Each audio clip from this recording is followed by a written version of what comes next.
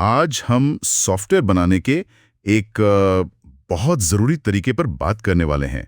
CI/CD। हाँ, CI/CD काफी सुना है आजकल इसके बारे में, बिल्कुल। और हमारे पास एक गाइड भी है, CI/CD संपूर्ण गाइड। ये खासकर नए लोगों, स्टूडेंट्स, जूनियर डेवलपर्स के लिए बढ़िया है। अच्छा।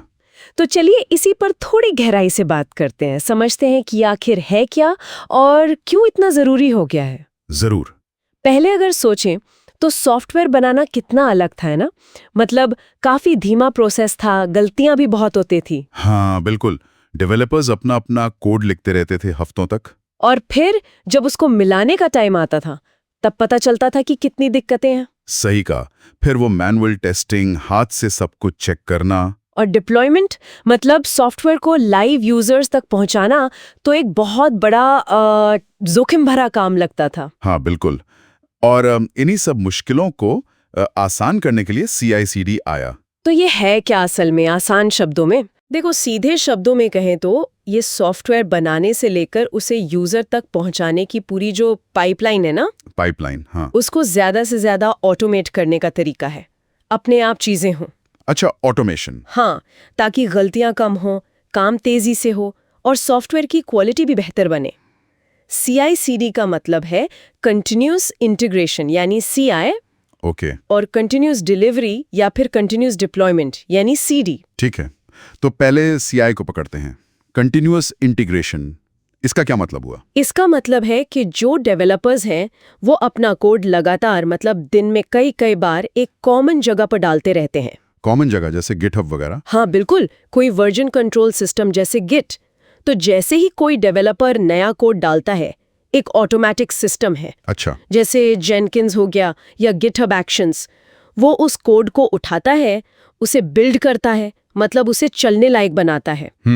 और फिर उस पे ऑटोमेटेड टेस्ट चलाता है, यूनिट टेस्ट वगैरह। ओके, तो ये कोड डालते ही तुरंत हो जाता है? हाँ, तुरंत। ये चेक करने के लिए कि जो नया कोड आया है उसने कुछ तोड़ा तो नहीं। अच्छा, तो इसका फायदा क्या है? फायदा साफ है। अगर कोई गड़बड़ है, कोई बग है, तो वो कोड लिखते समय ही बहुत जल्दी पकड़ में आ जाती है। हाँ, ये तो बढ़िया है। जब उसे ठीक करना सबसे आसान होता है और जो मेन कोड बेस है वो ज्यादातर स्टेबल रहता है, काम करने लायक। पूरी टीम आराम से काम कर सकती है। समझ गया।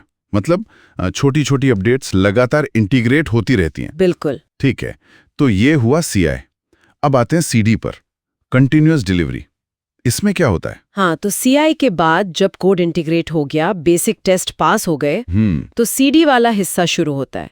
इसमें कोड ऑटोमेटिकली पैक होता है, उस पर और गहरे मतलब इंटीग्रेशन टेस्ट जैसे टेस्ट्स चलते हैं। ओके। और फिर वो एक स्टेजिंग एनवायरनमेंट में पहुंच जाता है। स्टेजिंग एनवायरनमेंट, ये क्या होता है? ये समझ लो कि प्रोडक्शन का जुड़वा भाई, मतलब जैसा लाइव माहौल है वैसा ही एक टेस्टिंग माहौल।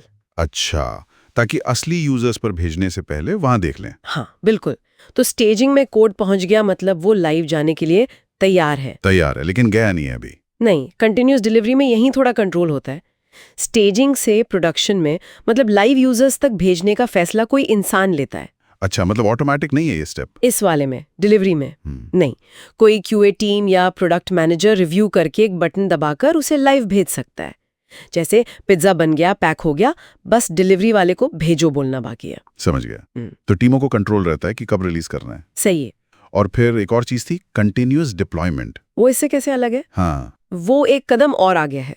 कंटिन्यूस डिप्लॉयमेंट में अगर कोड स्टेजिंग एनवायरनमेंट में सारे ऑटोमेटेड टेस्ट्स पास कर लेता है, तो वो बिना किसी इंसान के बटन दबाए अपने आप ही प्रोडक्शन में चला जाता है। अरे वाह, मतलब फुली ऑटोमेटिक। बिल्कुल।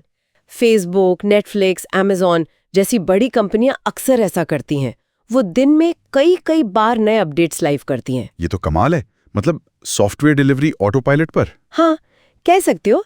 लेकिन इसके लिए आपकी ऑटोमेटेड टेस्टिंग बहुत ही ज्यादा मजबूत और भरोसेमंद होनी चाहिए। जाहिर है। और प्रोडक्शन सिस्टम की लगातार मॉनिटरिंग, मतलब निगरानी बहुत जरूरी है।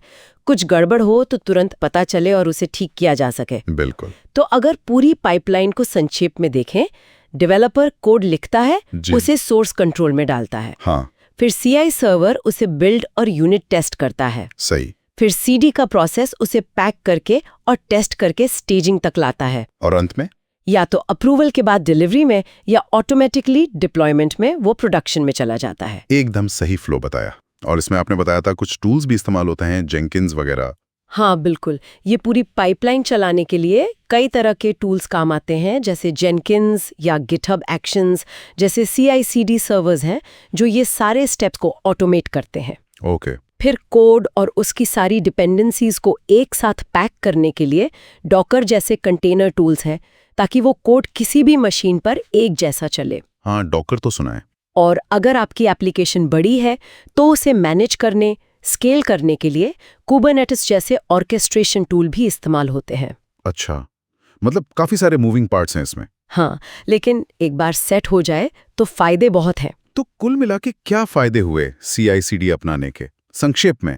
सबसे बड़ा फायदा तो यही है कि सॉफ्टवेयर रिलीज बहुत तेज हो जाते हैं। हाँ, वो तो दिख रहा है। गलतियां जल्दी और पहले ही पकड़ में आ जाती हैं, कोड की क्वालिटी बेहतर होती है और पूरी प्रक्रिया ज्यादा भरोसेमंद बनती है, प्रिडिक्टेबिलिटी आती है। माहौल बनता है, सहयोग बढ़ता है, क्योंकि कोड क्वालिटी सबकी जिम्मेदारी बन जाती है। ये बात तो है। तो हमने देखा कि CI/CD कैसे सॉफ्टवेयर डेवलपमेंट को वाकई बदल रहा है, इसे तेज बना रहा है, सुरक्षित, ज्यादा भरोसेमंद। बिल्कुल, आज के ज़माने में अगर कोई सॉफ्टवेयर डेवऑप्स या क्लाउड में काम कर रहा है या करना चाहता है, हाँ। तो उसके लिए CI/CD को समझना सिर्फ अच्छा नहीं है, ये ज़रूरी है। सही कहा।